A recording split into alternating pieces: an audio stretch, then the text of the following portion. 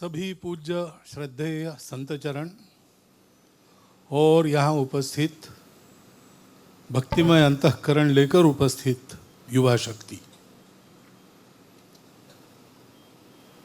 संतों का ये स्वभाव होता है कि दूसरे का छोटा सा भी गुण है तो पहाड़ जैसा बनाकर वो बताते हैं। तो महाराज जी ने जो कहा है उसको ऐसे ही लेना। तो मेरे कोई ड्राइवर नहीं है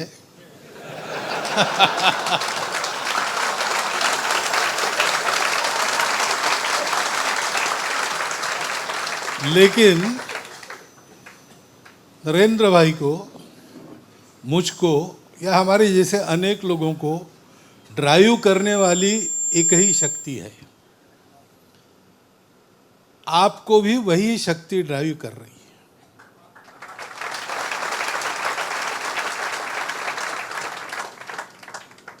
वो शक्ति जहां ड्राइव करती उस गाड़ी में हम बैठे तो हमारा एक्सीडेंट कभी नहीं होगा। उस ड्राइवर का नाम है धर्म।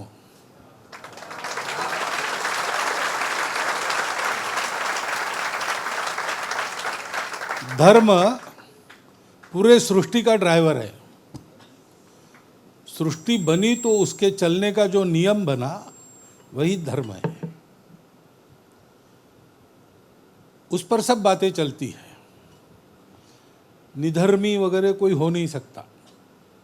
राज्य सेक्युलर हो सकता है।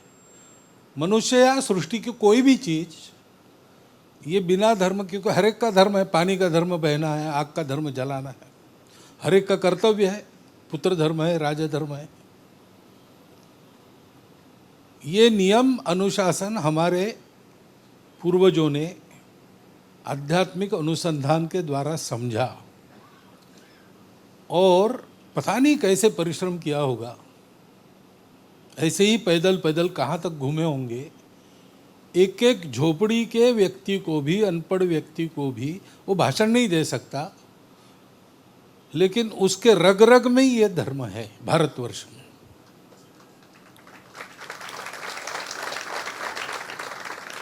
तो जब तक भारतवर्ष को धर्म ड्राइव करेगा, भारतवर्ष विश्वगुरु रहेगा।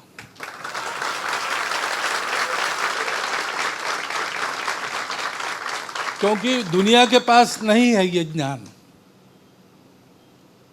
क्योंकि अध्यात्म नहीं है। वो हमारे पूर्वजों की धरोहर है, हमारे पास आई है। हमारे यहाँ पर हमारा सौभाग्य है कि ऐसे संत महात्मा हमको सदा मिलते आए हैं।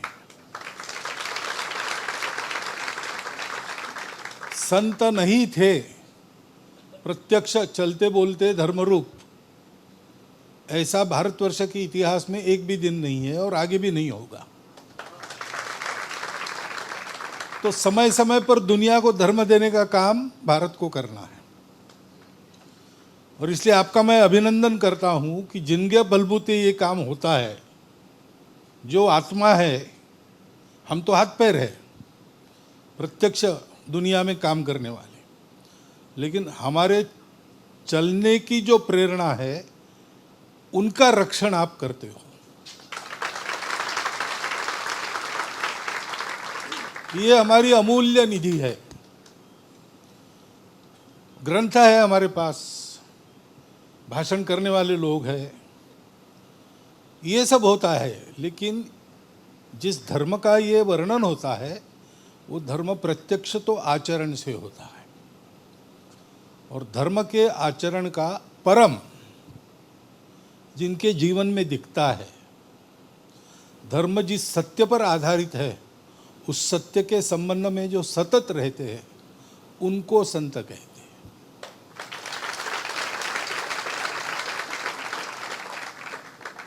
और इसलिए संतों की प्रतिष्ठा का, संतों की सुरक्षा का ध्यान रखना ये हम सबका कर्तव्य होता है।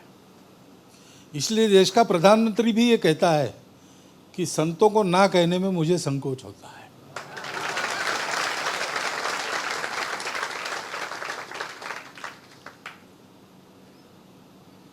ये हमने बहुत पवित्र काम उठाया है। हम संघ का काम करते हैं, हमने भी एक पवित्र काम उठाया है, हम भी रक्षक ही है।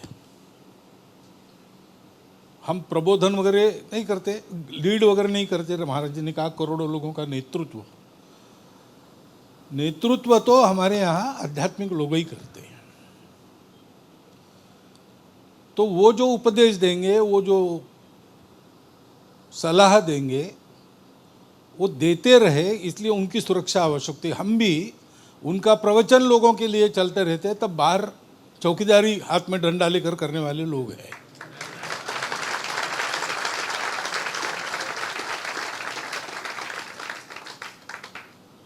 और इसलिए हमारा ये काम होता रहे, अच्छे से होता रहे, ये करते करते हमारा जीवन भी पवित्र हो, इसके लिए कुछ समान बातें आपको भी ध्यान में रखनी चाहिए, हमको भी ध्यान में रखनी होती है। वास्तव में यहाँ खड़ा हो कि इनके सामने बोलने की मेरा अधिकार नहीं है, परंतु उन्हीं की आज्ञा से मैं बोल रहा हूँ। बात ऐसी है कि हमको सदैव ध्यान में रखना चाहिए कि हम वाहन है,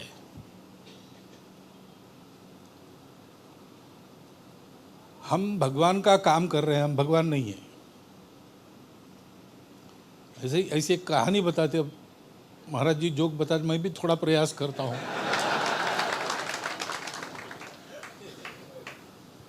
तो कुम्हारों का गांव था, रोज मिट्टी लानी पड़ती थी उनको, तो पास में गधे थे, गधों को लेकर जंगल में जाते थे, मिट्टी लाते थे खोद के। एक बार गए तो मिट्टी खोदते खोदते भगवान की मूर्ति मिली। तो मूर्ति मिली, बहुत अच्छा, गांव में मंदिर नहीं था, मूर्ति मिल गई, अब मंदिर बनाएंगे तो मूर्ति की पूजा वगैरह करके उसको गांव में लेके आना। अब दूसरा वाहन नहीं है उनके पास, गधा ही है, तो उस पर रख दिया, भगवान को लेके आए। गांव के द्वार पर बड़ा स्वागत हुआ, हर घर के सामने पूजा, ये वो सब। अब गधे को समझ में नहीं आया कि वो भगवान की पूजा हो रही है, उसको लगा कि मेरी हो रही।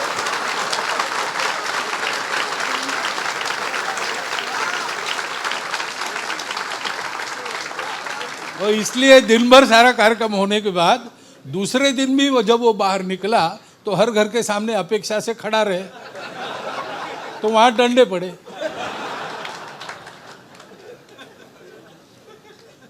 हमको काम करना है, पवित्र काम करना है। पवित्रता को अपवित्र कर सकने वाली एक ही चीज है, जो है अहंकार। तो हम सबको इससे मुक्त रहना चाहिए। और मुक्त रहने का उपाय बहुत सरल उपाय, वैसे तो बड़ा कठिन है, अहंकार से मुक्ति मिलना कठिन है, कोई ये क्लेम नहीं कर सकता, केवल पहुँचे हुए लोग कर सकते हैं, परंतु उसको संयम में तो रख सकते हैं। उसका सरल उपाय क्या है? ये भगवान का काम है, ये दुकान उसकी है, माल उसका है, हम तो उसने कहा जहां पहुंचाना है वहां तक ढोने वाले लोग हैं, मालिक वो है। ये ध्यान में रखना एक बात। दूसरा, हम इतने सारे लोग हैं, आप यहाँ इतने लोग बैठे हो, लेकिन ये एक काम जिन्होंने स्वीकार किया है, ऐसी एक कैटेगरी, धर्म के अनेक काम होते हैं, हम भी धर्म का काम कर रहे हैं, आप भी धर्म का काम कर रहे हैं, उसकी कैटेगरी ये है, चलने वाले मुनि भगवान का सुरक्षा की दृष्टि से साथ देना, साथ चलना। तो ये मैं कर रहा हूं, लेकिन मैं अकेला नहीं कर रहा हूं, हम 35,000 हैं।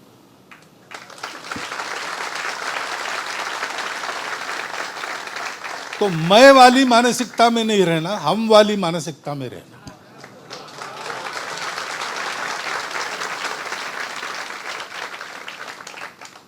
और फिर अब हम कार्य करने चले। ये अहंकार इतनी बड़ी चीज, इन्हें बहुत प्रबल होता है, तो वो हमेशा हमको बिगाड़ने के फिराक में रहता है। तो काम मैं करता हूँ, मैं कार्य कर रहा हूँ, मैं भगवान का कार्य कर रहा हूं या मैं मेरा काम कर रहा हूं, ये देखना। भगवान का काम है, वो क्या है, इसकी स्पष्टता तो संतों से होती है, उनके उपदेश को मनन करने से होती है। तो उसको ये काम करना है, इस प्रकार से करना है, ये स्पष्टता करते रहनी चाहिए। वो होने के बाद फिर ध्यान में आता है कि मैं मेरा काम कर रहा हूं कि भगवान का कर रहा हूं। इसे मनुष्य अहंकार के अधीन इतना है कि भगवान तो एक ही है, जो जैसा है वैसा है, कैसा है उसके अनेक अनेक वर्णन है, अलग अलग वर्णनों की मान्यता है अपने यहाँ। लेकिन मनुष्य उसको अपने रुचि के अनुसार देखना चाहता है। भगवान को देखना है, लेकिन मैं जैसे चाहूं वैसे आ जाए। तो मैं पहलवान हूं तो मुझे बजरंग बली ही चाहिए, मैं कलाकार हूं तो मुरलीधर ही चाहिए, मैं महिला हूं तो देवी ही चाहिए। वास्तव में भगवान का रूप अपना रूप है, कैसा है क्या है, जो अनुभव करता है वही जाने। लेकिन हम अपने अहंकार के चलते ही ऐसे विभिन्न रूपों में, भगवान दयालु है, वो कहता है जिस रूप में तुम पूजो उसी रूप में मिलूंगा मैं तुमको। लेकिन हमारा सोचना तो उससे परे जाकर सोचना होना चाहिए। इसलिए जो काम करते उसमें मेरी इच्छा नहीं है। हमको काम बताने वाले संत है, उनकी इच्छा, या हमको मिलके काम करना है तो सबका मिलकर जो एक मत है वो मेरी इच्छा। क्या करना है तय करने के पहले चर्चा होती है, तब तक मेरा मत है। एक बार निर्णय हो गया कि वो मुझे पसंद है कि ना पसंद है, ये सवाल नहीं, वो मेरा मत हो गया। मेरा जो मत था वो विसर्जित हो गया। अब आगे उसके कारण जो परिणाम होंगे, अच्छे हुए तो सब मिलके भोगेंगे, गड़बड़ हो गए तो सब मिलके संभालेंगे। ये मिलके चलने की कला। चलते समय भी जब साथ में चलते हैं तो कदम मिला के चलते हैं तो चलना आसान हो जाता है और गति भी बढ़ती है। बाजार में किसी का कदम नहीं मिलता तो ठेला ठेली होती है भीड़ होने से, लेकिन बड़ी संख्या के पथ संचलन निकलते हैं तो भीड़ ठेला ठेली नहीं होती, क्योंकि कदम मिलाकर चलते हैं, एक दिशा में चलते हैं, एक दूसरे का लाइन भी देखते हैं ठीक से। साथ चलने की कला होती है। उस कला में सबसे पहली बात है मैं नहीं तू ही। साथ चल रहे, भोजन बनाया, सबने खाना है, तो जो वास्तविक कार्यकर्ता होता है वो सबको खिलाता है, बाद में बचे हुए में अपना करता है। ये मानसिकता होनी चाहिए, अनामिकता इसको कहते हैं। ये आगे, परंतु फल भोगने के लिए पीछे, सबका होने के बाद हम। इस सामूहिकता की जो बात है, वास्तव में धर्म क्या है? धर्म भी समूह की रक्षा करता है, यानी समूह को बना के रखता है। एक मनुष्य है तो फिर धर्म नहीं है, उसकी इच्छा ही धर्म है। लेकिन मनुष्य अकेला होता ही नहीं है, तो उसका परिवार है। परिवार का विचार लेके चलना ये धार्मिक काम है। लेकिन अकेला परिवार नहीं है, अनेक परिवार है। गांव का विचार करके चलना ये धार्मिक काम है। लेकिन हमारा एक गांव नहीं, हमारा पूरा जिला है, तो जिला ये धार्मिक काम है। ऐसे मानवता तक जाता है, और मानवता कहती है कि मुझे धर्म से चलना है तो सृष्टि के साथ चलना है, उसके प्रतिकूल नहीं चलना है। जो तत्व इन सब को साथ चलाता है, जोड़ के चलाता है और जोड़ के चलाकर उन्नति करता है, वो धर्म है। और इसलिए ऐसे धर्म के काम करते समय सामूहिकता से चलना। और इसलिए कौन सा काम इसमें अपनी रुचि नहीं होनी चाहिए, जो भी बताया जाएगा वही मेरा काम है, जो भी बताया जाएगा। आज आपको चलने के लिए प्रवृत्त किया है, कल हो सकता है कोई और काम उपस्थित हो जो आपको करना पड़े। नहीं, मेरा इंटरेस्ट उसमें है, तो ये आपका काम नहीं है, भगवान का काम है, धर्म का काम है। उसकी आवश्यकता जो है वैसे मैं बनूंगा। मैं अपने आप को बदलूंगा उसके लिए, उसको मेरी सुविधा से नहीं बदल लूंगा। ऐसे चलना। गीता में एक श्लोक है, मुक्त संग अनहमवादी धृति उत्साह समन्विता सिद्धि असिद्धि निर्विकारा कर्ता सात्विक उच्यते। मुक्त संग यानी किसी प्रत्यक्ष कार्यक्रम कृति से नहीं जुड़ा है, वो उसकी इच्छा से जुड़ा। उसकी इच्छा से मुझे जो काम मिले वो मेरा काम है। वो काम हल्का या भारी ऐसा नहीं है, ऊंचा या नीचा नहीं है, बस काम काम है। जो मेरे जिम में आएगा मैं करूँगा। मुझे झाड़ू लगाने के लिए काम, मैं झाड़ू लगाऊंगा। हमारे नागपुर में डॉक्टर आहूजा करके एक बड़े राजनीतिक कार्यकर्ता थे और बहुत प्रतिष्ठित डॉक्टर थे। वो संघ के स्वयंसेवक भी थे। तो संघ का शिविर लगा था, उनके पास स्वच्छता विभाग था, साफ सफाई का काम था। तो नागपुर शहर के बड़े नेताओं को बुलाया था शिविर देखने के लिए, वो सब आए। तो प्रवेश द्वार पर देखते हैं कि डॉक्टर आहूजा के हाथ में एक बकेट और एक झाड़ू है। तो दौड़े, अरे डॉक्टर साहब ये क्या कर रहे हैं आप? बोले नहीं नहीं नहीं, इस शिविर में मुझे ये काम मिला है, मैं अपना काम कर रहा हूँ, आप अपना काम कीजिए, शिविर देखिए। मुक्त संग होना, अनहमवादी होना, धृति और उत्साह का समन्वय। कई जगह आगे बढ़ के काम करना होता है, कई जगह राह देखनी पड़ती है, समय की प्रतीक्षा करनी पड़ती है। जहाँ समय की प्रतीक्षा करनी है वहाँ उत्साह दिखाने से कार्य बिगड़ जाता है, और जहाँ वो फुर्ती दिखानी चाहिए वहाँ शांत बैठने से काम बिगड़ जाता है। तो कब क्या करना ये समझ में आना चाहिए, क्योंकि हर बार कोई आपको ऐसे बताएंगे नहीं, संत भी हर बार ऐसे बताएंगे नहीं, आपकी समझदारी के भरोसे छोड़ देंगे। तो ये समझदारी अपने को प्राप्त करनी। शिवाजी महाराज अफजल खान चढ़ के आया। वैसे देखा जाए तो शिवाजी महाराज का उनके सामने टिकना संभव नहीं था, लेकिन धर्म के कार्य के लिए टिकना आवश्यक था। तो शिवाजी महाराज प्रतापगढ़ पर जाके बैठे, उन्होंने सहन किया। शिवाजी महाराज को चिढ़ाकर मैदान में लाने के लिए अफजल खान ने प्रजा पर अत्याचार किए, पंढरपुर के मंदिर में गाय काट दी, तुलजा भवानी का मंदिर भ्रष्ट कर दिया जो कुल देवता थी उनकी। क्यों उकसा कर शिवाजी महाराज को मैदान में आने की बुद्धि हो तो मैं उनको समाप्त कर लूँगा।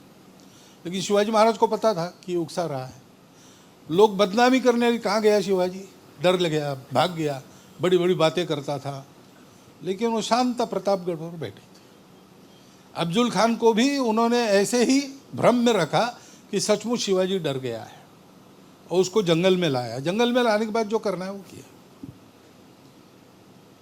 लगभग 3-4 महीना शांत रहे, और जब मौका मिला तब ऐसी दौड़ लगाई कि 15 दिन में बीजापुर के द्वार तक उनके सैनिक पहुंचे। ये धृति और उत्साह दोनों का समन्वय है, और सिद्धि असिद्धि निर्विकार रहना। क्योंकि आखिर ये सृष्टि जिस इच्छा से चलती है वो जो चाहती है वही होती है,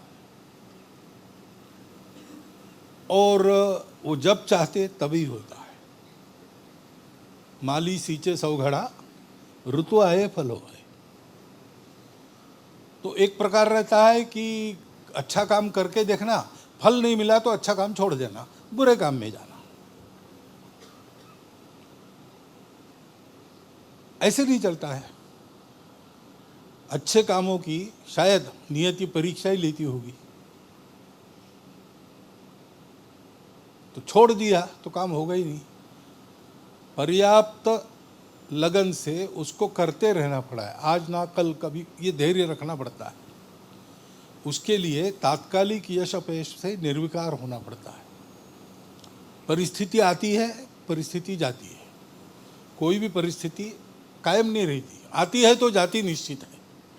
जो है वो सदा रहता है, जो बाद में आया वो बाद में चला भी जाता है। तो मैंने एक कहानी पढ़ी, रीडर्स डाइजेस्ट नाम का मासिक है, उसमें वो तो कहते हैं सत्य कथा है कभी। तो एक आदमी की बैंक की नौकरी अमेरिका में चली गई। अब वहाँ तो पैसा कमाई है तो पत्नी भी है। अब कमाई चली गई तो पत्नी ने डाइवर्स दे दिया और भरपाई में बंगला कार सब ले गई। इसके पास कुछ भी नहीं रहा। बैंक का पत्र चला गया सब जगह कि ये आदमी संशयास्पद है, इसको फिर से काम नहीं देना। तो और कुछ काम भी नहीं मिलना है। जेब में कुछ $300 ऐसे थे कुछ। तो उसने कहा अब मरने के सिवा दूसरा चारा नहीं, लेकिन मरने के पहले $300 खर्चा कर देते। तो जुआ खेलने गया वो, लास वेगास नाम का स्थान है वहाँ। तो वहाँ पहुँचा, कल सुबह जुआ घर में जाएंगे, पैसा उड़ा देंगे, मर जाएंगे बाद में। लेकिन न्यूज़पेपर शाम का देखा तो दूसरे दिन एक नीलाम होने वाला था। लास वेगास के पास बहुत बड़ा रेगिस्तान है। उस रेगिस्तान में एक 2 किलोमीटर लंबी और आधा किलोमीटर चौड़ी ऐसा एक प्लॉट था बहुत बड़ा। और ऐसी संभावना थी कि उसमें मैंगनीज मिले। तो 2-3 माइनिंग कंपनी ने मिलाकर उस ज़मीन को खरीद लिया और वहाँ खोदना शुरू किया था। क्योंकि 350 फीट खोदा, कुछ नहीं मिला। तो उनको लगा कि ये पैसे की बर्बादी हो रही है, अब इसका क्या करना भाई। तो ये गड्ढा कौन खरीदेगा। अब रीति की सिवा कुछ है नहीं, तो नीलाम करेंगे। तो नीलाम की नोटिस थी। अब रेगिस्तान खरीदने कोई गया ही नहीं। ये महाशय पहुंच गए, जमीन के मालिक बनकर मर जाएंगे। तो उनको $157 में वो जमीन मिल गई। 11 बजे सब कार्रवाई समाप्त हुई। दोपहर मजदूर आ गए कि हमको आज शाम को 5 बजे तक की मजदूरी मिली है, तो काम करना है कि छोड़ देना है। उसने कहा पैसे लिए तो काम करो। तो उन्होंने और 3 फीट खोदा उस दिन, उसमें मैंगनीज मिल गया। और वो आदमी फिर से एक बड़ा धनपति बन गया। वो अगर उस निराशा में ही चलता तो मर जाता। लेकिन थोड़ी सी प्रतीक्षा करने का एक सब्र उसमें पैदा हो गया, एक निर्विकारता परिस्थिति के बारे में पैदा हो गई। इसलिए उसका अपयश भी यश में बदल गया। एक बात है, अगर आप भला काम कर रहे हो, मानवता का काम कर रहे हो, ईश्वरीय इच्छा के अनुसार काम कर रहे हो, तो काम का परिणाम क्या है वो विचार मत करो। काम अच्छा काम है इसलिए वो करते रहना है। उसमें कितनी सफलता मिली कितनी नहीं मिली इसका विचार नहीं करना, प्रयास करते रहना। मेले में बच्चे को ले गई माँ। अब बच्चा मेले में पहली बार पहुंचा तो जो दिखता हो चाहिए उसको। और राइफल से वो छर्रों से फुगे फोड़ने वाला, माँ वहाँ चलो। माँ के ने नहीं देखना है, अपनी जेब में पैसा नहीं है।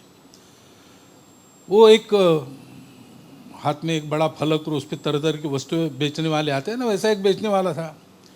तो उसके पास तरह तरह के खिलौने लटके थे। तो बच्चा उसको देख रहा है, उसने भी देखा, उसको ध्यान में आया बच्चे को चाहिए, तो पीछे लग गया। वो माँ को कहने लगा, माँ जी इसको ये मोटर कार, माँ जी इसको ये नहीं चाहिए, नहीं चाहिए। अरे हमारे पास पैसे नहीं चाहिए, तुम जाओ तो अब मत आओ। अंत में माँ भड़क गई। उसने कहा क्यों पीछा कर रहे हो, पुलिस को बुलाऊंगा। पुलिस को बुलाएंगे? अच्छा तो मेरे पास सिटी है 4 आने की, आप उसको ये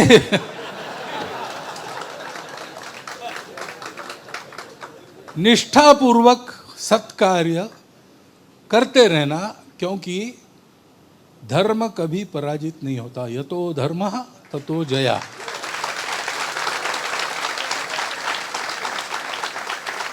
और इसलिए मेरा अनुभव बताता हूँ। इतने वर्ष से मैं संघ का काम कर रहा हूँ, अच्छा काम कर रहा हूँ, भगवान की इच्छा का काम कर रहा हूँ। तो मैं आपको बताता हूँ कि करते रहो। आपका जीवन तो धन्य हो ही जाएगा। परिस्थिति तो उसकी इच्छा से चलती है, आती जाती है। अगर उसकी इच्छा है तो हम निमित्त बनेंगे, परिस्थिति में बदल भी आएगा। नहीं है तो कम से कम मैं तो एक अच्छे जीवन का वर्णन करते हुए और अच्छे स्थान को प्राप्त हो जाऊंगा। इस निष्ठा के साथ अच्छे काम को करते रहो, अहंकार मुक्त होके सबको साथ लेके करते रहो, तो धर्म का बल अपने देश में खड़ा होगा, हो रहा है। और वो धर्म का बल जब खड़ा होगा तो अपनी सभी समस्याओं पर मात करके सारे विश्व के गुरु के नाते भारतवर्ष परम वैभव संपन्न बल संपन्न होकर विश्व गुरु के सिंहासन पर आरोहण करेगा। उस दिन को आप हम इसी देह में इन्हीं आंखों से देख सकते हैं, ऐसा समय आ रहा है।